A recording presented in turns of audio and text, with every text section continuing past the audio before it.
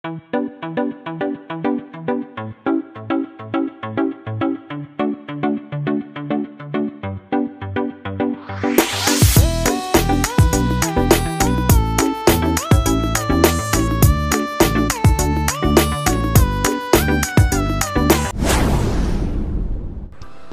ayun mga pre, isang mapagpalang araw na naman sa inyong lahat. At syempre, welcome back dito sa channel ko. So ayun mga pre, kung nakikita nyo, ito yung mga Platinum King Mollies at saka Japan Blue Gold Double Sword na na-harvest natin sa ating breeding area doon sa aming bahay. So ayun, marami pa pala tayo dito ng ibang isda. Meron tayong barbs, meron tayong glow tetra, ayan. Ito yung fiery red tetra, tsaka may white molly. So ito may mamaliit tayong tetra, jellyfish. Dito shubunkin kois. Ayan. So marami pang iba. So mayroon tayo ditong mollies. Ito yung mga lyretail na black na isi-ship din natin. Tsaka ito yung gold dust mollies na isi-ship natin. So dito may mga double tails tayo dito sa baba at angel fish. So ayun mga pre, see you tomorrow sa pagpapak natin ng mga orders. Samahan nyo ako. Let's go!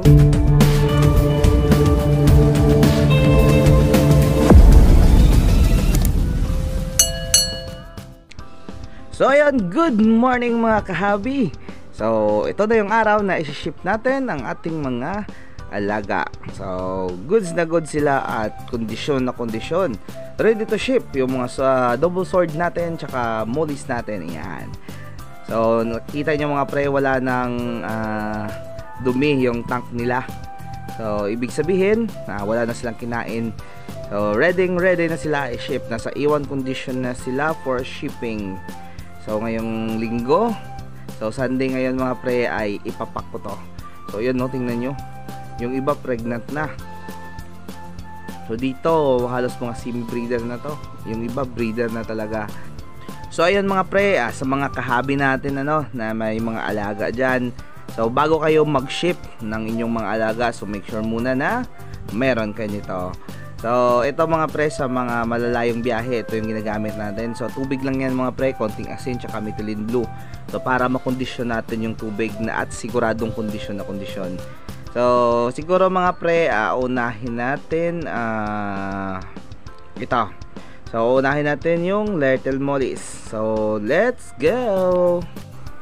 So ayun mga pre, ito na yung black lyretail mollies natin. So hindi yan kasama yung isa. So ipiprevious na lang natin yan mga pre.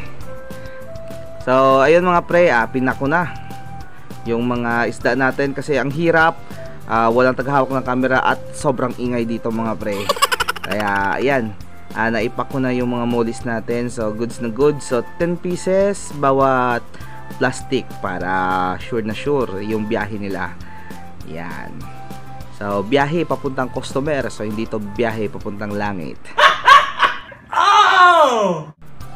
So ito naman mga pre, yung mga Platinum King mollies natin, nilagay natin 5-5. So 5 pieces bawat plastic. So 40 pieces yan mga pre.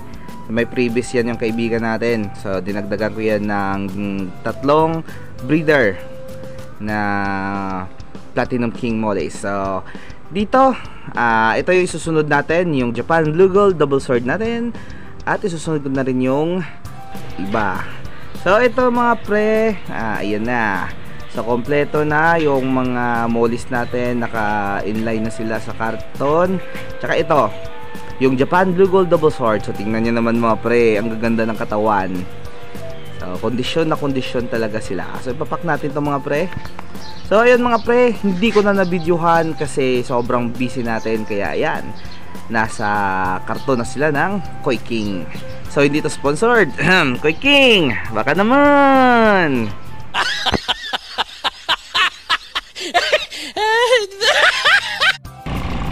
So ayun mga kahabi, papunta na ako sa bayan ng Estancia, Iloilo. So doon natin ship through van. So dadaan muna ako sa kaibigan ko na si Pare Mark Ian Inventor. So mga quality na gabi mga pre, beta, ayan. So pwede nyo silang kontakin. So magaganda yung mga stray nila. At syempre kautit yan mga pre, shower. So ayan, nagsushow sila mga pre ng mga beta at gapi. So ayun mga pre, napahinto lang tayo sandali dito sa way ng Batad Viejo going to shortcut ng Estancia kasi nag-overheat tayo. So ayun, call of nature. So diretso na tayo mga pre, let's go!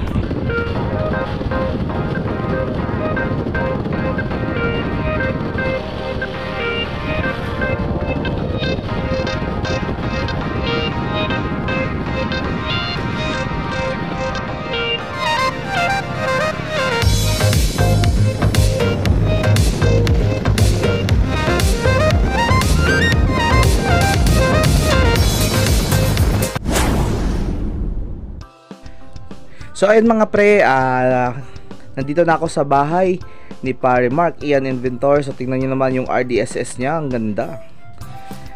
So ubos na ubos yung mga gapi niya dito mga pre kasi marami namang bumibili talaga kasi quality nga. So dito may mga pre pa siya ng albino blue topaz. Ayan. So pinapalaki niya to mga pre, hinahabol niya para naman na makaabil na naman yung gusto. So ito yung Blue Moscow. Yan. So ganda. Tingnan nyo mga pre yung Blue Moscow nya. Ganda ng tail. Talagang banat na banat. Ganda ng katawan. So dito may mga iba pa siyang mga fry. Ayan o. So dito meron ding mga fry MBG. So dito naman mga pre ay yung grow out niya ng kanyang Golden YKZ. Ayan. So maraming Golden YKZ dito. Ayun oh, lumalangoy. At yung pinaka-special niyang alaga ay yan. So alaga niya, alaga ko rin at alaga din ng iba. Seriously, what the fuck are you doing? So grabe talaga mga pre yung mga palaka na yan. So ayun oh, may mga malalaki ng Golden YKZ. Ayan oh. So soon, i-out niya rin to mga pre, abang-abang na lang. So ayun mga pre, tabang kape muna at kain-kain ng konti. Yan. So ito na, yung karton kanina na dala ko. So may pangalan na. So i-ship natin to mga pre, bound to Rojas City. Ayan. So ito nga pala, yung kaibigan natin, si Mark Ian Inventor. Ayan. So talagang, yan o. Hindi ako makita over. So ayun mga pre, busy yung kaibigan natin, pawis na pawis. So sobrang busy talaga ng mga fish keeper tuwing linggo. So ayan, tamang kape lang muna mga pre. At syempre, enjoy muna sa kwentuhan. So ayun mga pre, maraming salamat sa patuloy na pagsuporta at panood ng mga video ko. So mula dito sa Estancia, kasama ko si Pare Mark Inventor. Maraming salamat, God bless us all and bye bye.